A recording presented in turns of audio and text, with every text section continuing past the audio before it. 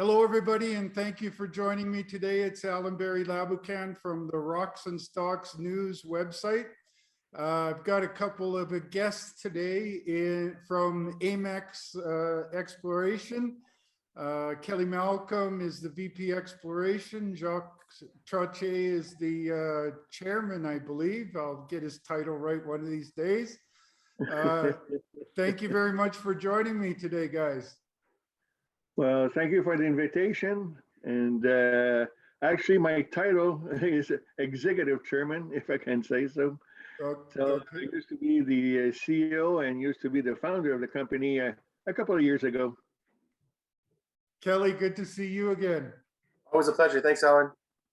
Okay, guys, so we got lots to unpack. Let's start with your recent news. You've got 2 holes into this exciting new VMS discovery. Let's talk a little bit about that. Kelly, Jacques, whoever wants to start, go ahead. Sure. So basically, we've announced the results from 2 holes. We've drilled 5 holes into it now. The first 2, and in particular, the last release was really exciting for me and for Jacques and for the rest of the team.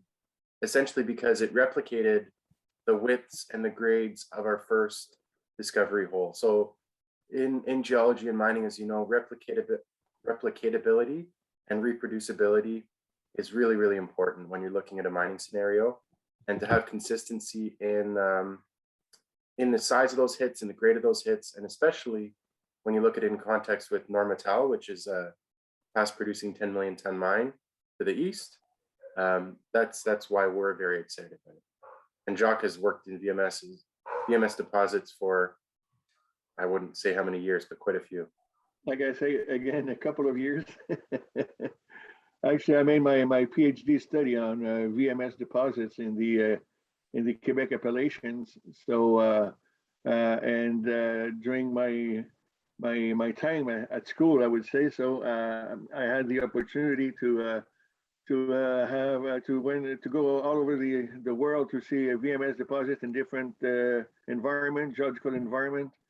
And I was pleased to, and I was lucky enough to go and see the Japanese deposit, Kuroko, Beshi, and even in Finland, the Outokumpu, in Morocco, the Buazer, in Cyprus, the Cyprus type, in Spain, Portugal, the Iberian Pirate Belt, and closer to my place in New Brunswick, Brunswick 12, and even closer, the BTB massive sulfides, especially in the Hawaiian mining camp, Hawaiian Noranda, that was, I think, more than 10 or 12 mines that were under production from the, let's say, early 30s, 40s, and up to the early 2000s.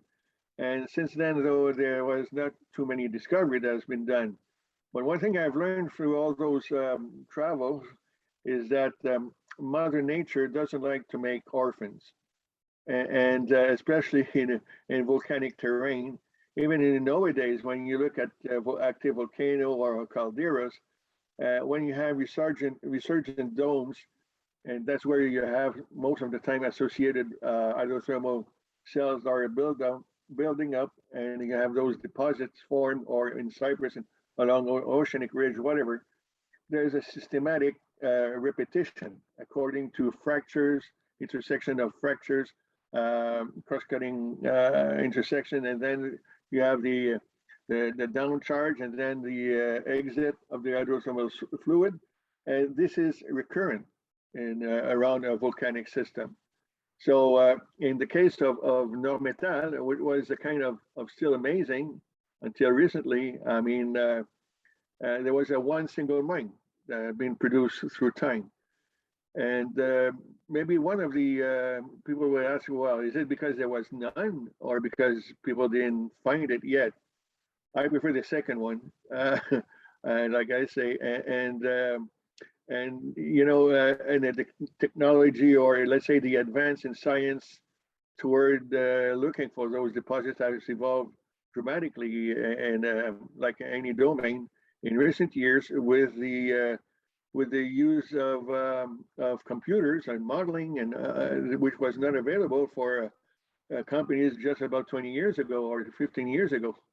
And if you do apply those kind of modeling in 3D, and with now what we call vectors, associated vectors to let's say associated alteration or structures, and so it pinpoints you where to look. So you're saving a lot of time in searching other of the same type than before. So, and like I say, some of the time it takes knowledge, good compilation, technology, and at the end, a bit of luck. So we were, I would say our team was smart enough, and I would say, and lucky enough to arrive in the first drill holes when we pinpointed where we should look over our parallel property, which is a fantastic property that has, as you know, basically potential for the two main type of ore deposit in our Archean terrain, which is gold, orogenic gold, and VMS. So we're lucky enough that when we decided to have just a second look on the VMS aspect of the property, well, to find the first drill hole we've done, the two hit that we announced and the latest yesterday. You know, one thing that I've always looked for in projects, whether it's gold or base metals, is continuity of mineralization. And that's what stood out to me from this last news release was they, you know, you're now 65 meters apart in your two holes, and it's looking like you're onto something serious there. Well, definitely. I mean, if you look at the, like Kelly has mentioned, our only mine example in the area is the Normetal mine, which is located exactly in the same geological formation. And as a matter of fact, through time and different deformation episode or structural events, the massive sulfide over there has not so much of strike length because it had been stretched vertically significantly. So you may have not in surface, you know, long, like I say, strike length extension, but vertically it goes for kilometers and kilometers, like I say, like the Normetal mine. So when you have this model in mind, if this one next door is like vertical like this, don't try to find something which is going to be like this. So you have to look at similar environment in the neighborhood that has been affected by the same tectonic or structural events through time. So having this bear in mind, that's why in the past, and I can understand majors, some majors were on at this property, you know, and they were chasing giants. And I can understand to make a difference in those companies, you have to have a giant. And in the normal modeling, I mean, giants fits into more than 200 meters of strike length. Has to be like half a kilometer, if not sometimes a kilometer, even more than that, like in the Iberian Pirate Belt, sort of. Anyway, and so the spacing when you do exploration with your drill for looking for a giant is much more larger than the 200 meters. But as a junior, I mean, we can. I would not say afford, but we can look at some not 100 million tons of ore deposit, but we can look at 10 million tons of deposit if the grade is good. Again, if you have 100 million tons of ore, but the ore is 0.5% copper, and at the opposite, you have, I mean, on the other end, you have a 10 million ton deposit, but at 5% copper. At the end, you have the same number of pounds of copper, but one will be much smaller to extract, so your mining cost will be much lower, and so your profitability will be much higher than having such a huge deposit, but a lower grade, especially massive sulfide. And I'm not talking about residue and, you know, dealing with acid generating tailings, a sort of thing.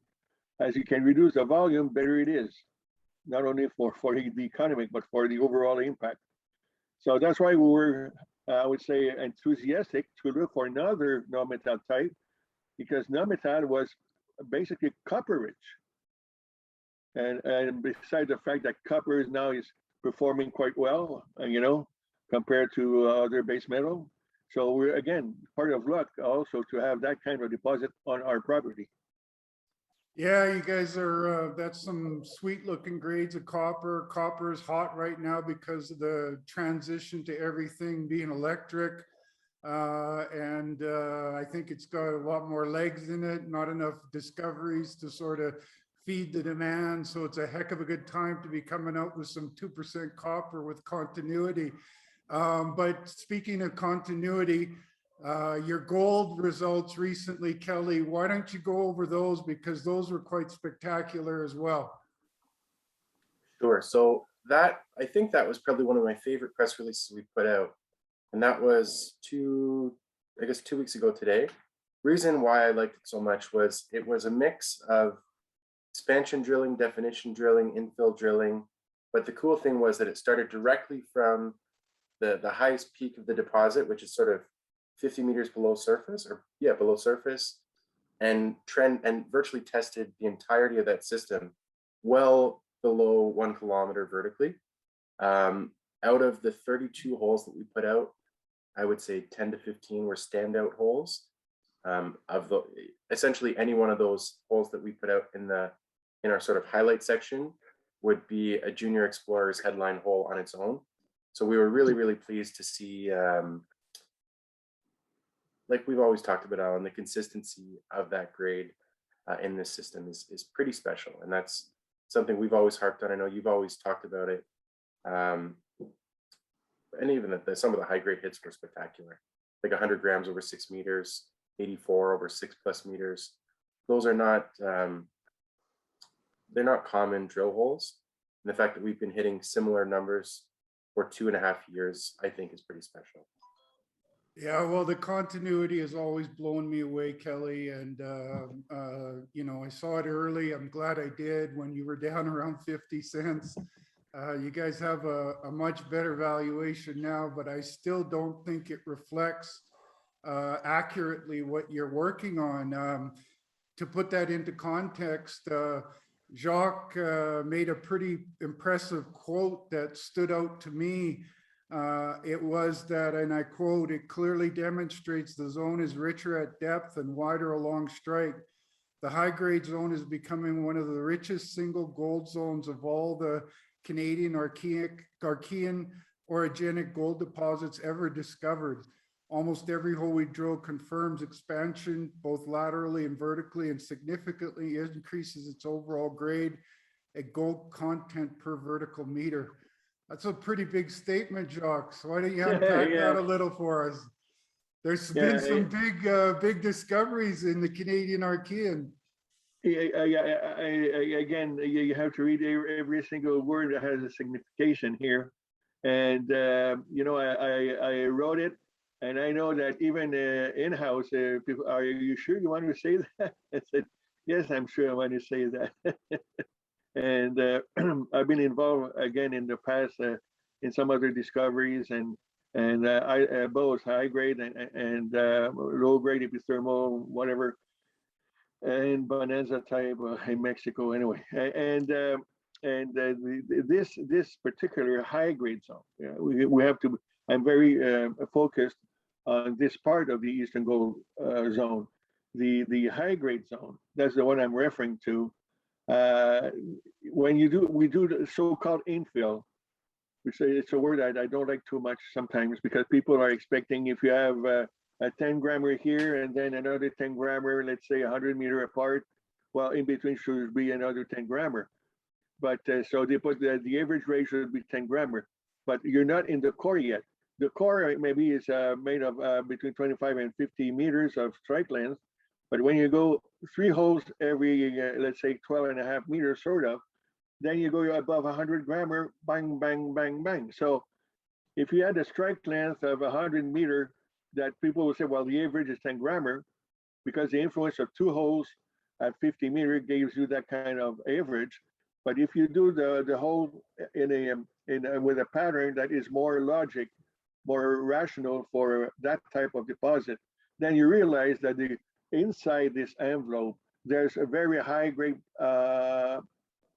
subzone, if I can say so, or core, which is much higher in grade, but is consistent. If you have 3 holes in it, and each one of them is above 100 gram per ton, so then in the same distance of 100 meters, instead of two holes at 10 gram, which is the outside envelope, and get inside the 3 holes is above 100 meter, 100 gram per ton.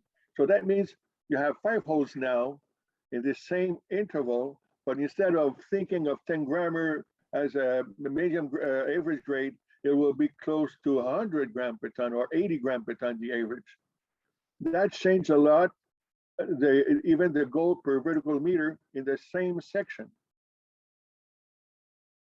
So that's why you have to figure out that it's not just changing the overall grade.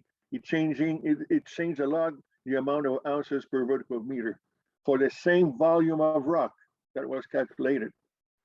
So that's why this super high grade subzone or core, because it's right in the core, it's like a bullseye. You know, when you play darts, you know, if you go on the side, you have in the simple, double, triple, and bullseye. Okay, so the bullseye naturally is of a higher point, but it's limited. I mean, it's smaller than the outside fringe. So that's why we have to go inside as well, not only for definition, because we know this one particular deposit is getting richer right in the middle of it, in the core of it. So we have to be very systematic in our approach to drill it properly, to have a better knowledge of what is the real grade of this stuff, which is higher than any kind of other Archean lode gold deposit that I've seen and that I know about in the literature. And it's not by accident. It's not like structurally controlled like in some other cases. I don't want to give any names, but sometimes you have some freaky numbers coming out with the visible golds, almost veinlets of visible gold. But this has been remobilized in later structures. In the case of the high grade zone, is right at the beginning when the fluids got in was heavily charged in gold. And actually, there will be an article that we have worked, Kelly, I, and some professors of University of Quebec in Chicoutimi, that is trying to explain why it's was such rich in gold. It's not because it happened like this, Even the chemistry of the fluid was very different than many other Archean gold lode deposits. In a way that I want to make it a long story short, but instead of being only a vapor, water vapor, which is dominant in those orogenic gold, this one has more carbonaceous fluids and gases such as methane. And this can be determined very easily when you have those quartz veins. With the quartz, when the quartz got precipitated, together there's some little bubbles of the fluid that was bearing the gold and the quartz. And those bubbles you can, during the thin section, you have an equipment that will pop out, those bubbles, and then you have a captor that will get the gas coming out of it, and then you have a spectrometrum that will tell you which type of gas it is. And in the case of the high-grade zone, it's definitely totally different. And according to the main author, which is the professor, Gaburi, the only cases that he's seen in the world that has that kind of methane contained or CO2 and methane as a dominant volatile associated with the gold precipitation is either in both giants and very high grade deposit in the world.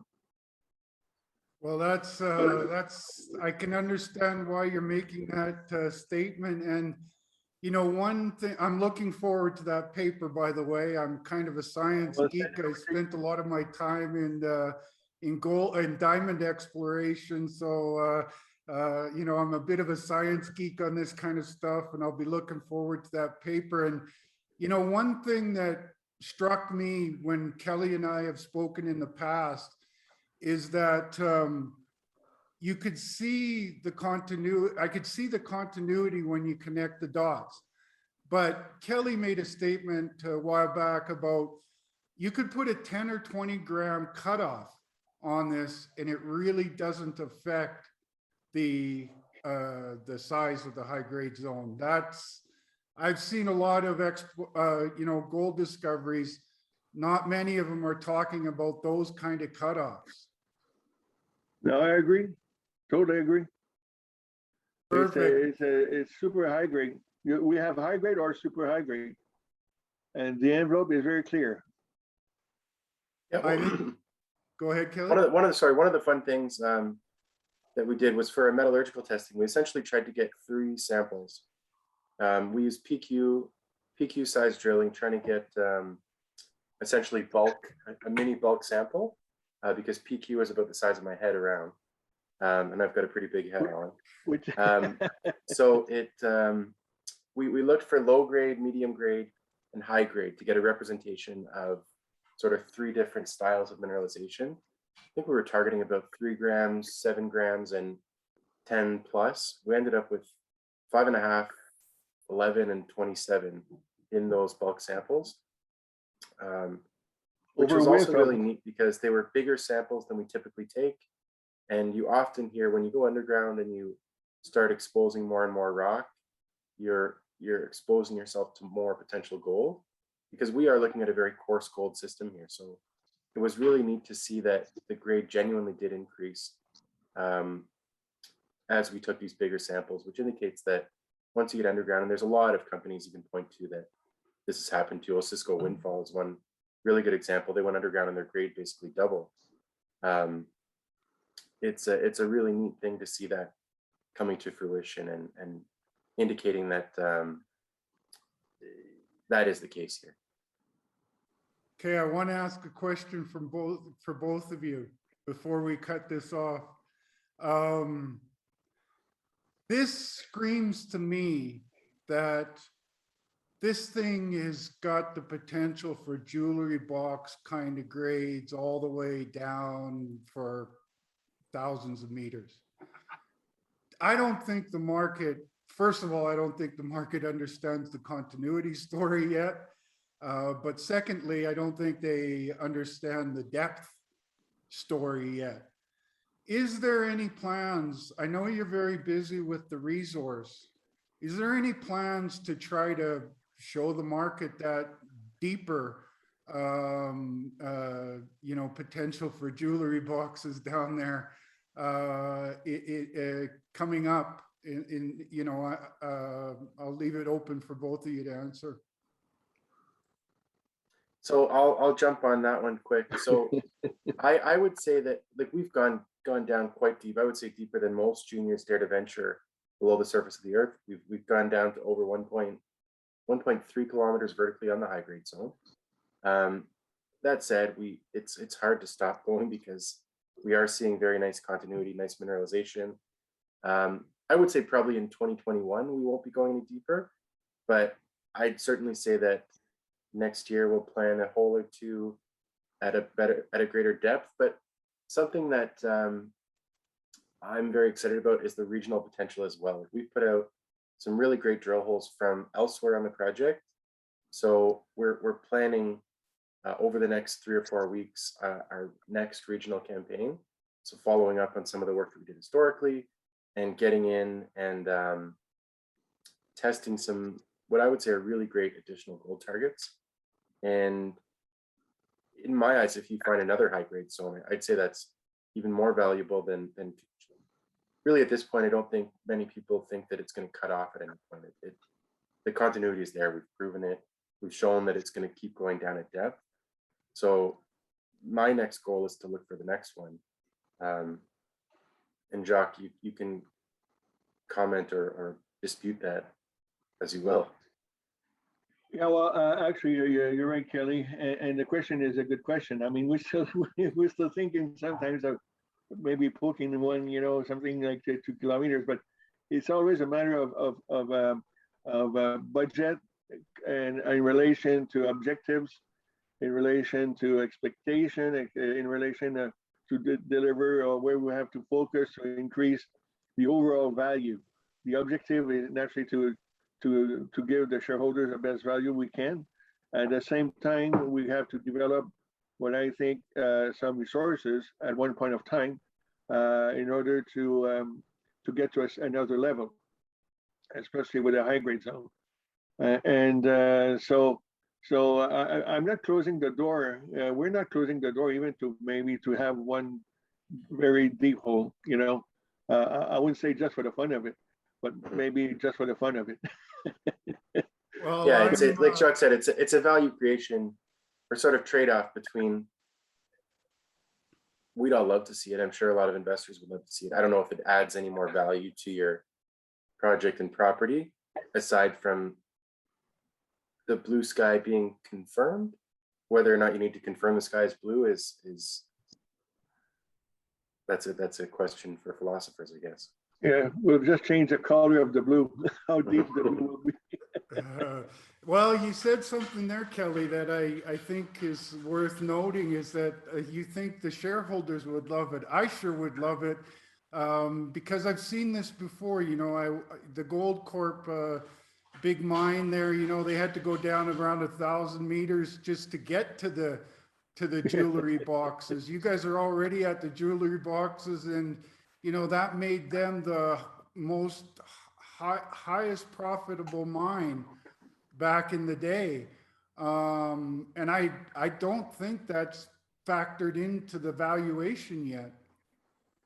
I would also argue though that we do have some stellar grades 75 meters below surface. Like that's really when our company's valuation took off, was not drilling. They weren't deep holes. We drilled 670 grams over 0.8 meters or so at 70 or 100 meters below surface.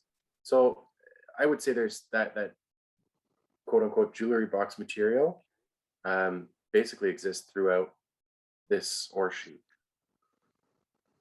Starting right at surface. Just below, yeah. Well, pretty much for all intents and purposes. Well, you guys have been very generous with your time. I could speak with you for hours about this because, I'm a high grade gold junkie. And, and when it comes to high grade gold, what you need is continuity, and the cutoff grade matters. And that's the one thing that I think is much different than what you guys are doing and what your peers are doing that are making big high grade discoveries. They don't talk about that cutoff too much. And so that's something that will be part of the resource, I imagine. Yeah, and of course it's all driven by geostatistics, right? Like what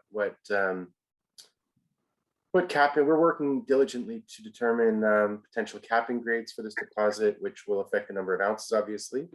But the continuity that we are showing genuinely is important for that, because the more continuous those high grades are, the higher cutoff value that a geostatistician or a resource modeler is able to apply to the deposit, which then translates to both higher grade and to greater number of ounces. Any closing comment, Jacques? Yeah, well, this cutoff grade issue, and Kelly knows me very well on this. I'm not an engineer, okay, even though I got a PhD from École Polytechnique. But I hate this concept, and the rationale behind my thought about there should be no cutoff grade when consistency and gold distribution is so predictable, so smoothly done from primary sources, that there should not be a cutoff, in a way that if your population is large enough, you should not cut either the low ones and the high ones. It's just a matter of distribution. In a simple Gauss, curve, your medium is right in the medium. So when you do your medium calculation, you take in consideration the high ones as the low ones. Why cutting the high ones? It's part of the population. It's like you evaluate the QI of a population, and you say, oh, we take out the genius ones and we calculate only the other ones. I mean, you're gonna have an average, a very low average of QI, okay? But genius are part of the society. And so high grades is part of the system, In our case, there's a lot of genius under the ground. You know, I agree with you completely, Jacques, but where I think it will make a difference is differentiating yourself from your peers that have much higher valuations. I don't think that their continuity will show up as well when they have to put a reasonable cutoff on it, and you guys can put a very high cutoff on it. And it gets back to your comment earlier, Kelly, about, you know, when you start going underground and doing the actual mining, these resource calculators tend to you know, under report the actual grade. But, you know, we're in a market where people are wanting to compare one against the other, and that high cutoff not affecting the zone, I think is quite exceptional. I agree. Okay, gentlemen, we're gonna have to do this more often. Jacques, you've been a wealth of information. Kelly, you've always been great. We've done a lot of interviews and you've helped me and our audience to understand the exceptional discovery you guys have. And I want to thank you both for taking some time with me today, and we'll do it again in the future if that's all right. That's great. Thanks, Alan, and thanks again for all the support. Well, it's a pleasure, Alan, to meet you. Yeah, well, thanks, Jacques. And okay, guys, I'm gonna cut it off. Just give me a minute and I'll end the recording once I finish. So there you go, folks. I think it's quite evident from the gentlemen and their enthusiasm and the science behind what they're doing, and that this just isn't based on science, what they found. It's based on the truth machine. The drilling is telling you what they're finding. They have exceptional high-grade continuity. Exceptional is not an improper word at this point in time. They're writing a paper about it. And I look forward to seeing that paper. At the valuation in comparison to their peers, I think that they're dirt cheap and offer a lot for the gold investor out there.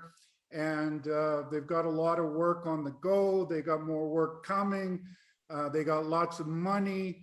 The news flow will be exceptional. And I think that investors that want exposure to gold, that this is a home run in the making, and I think it's just still very early days for the valuation. So as always, my show is for information purposes only. Do your homework, speak with your financial advisors, check out their website. We'll be doing more shows, of course, because I don't expect this to stop anytime soon. Have a great day, everybody.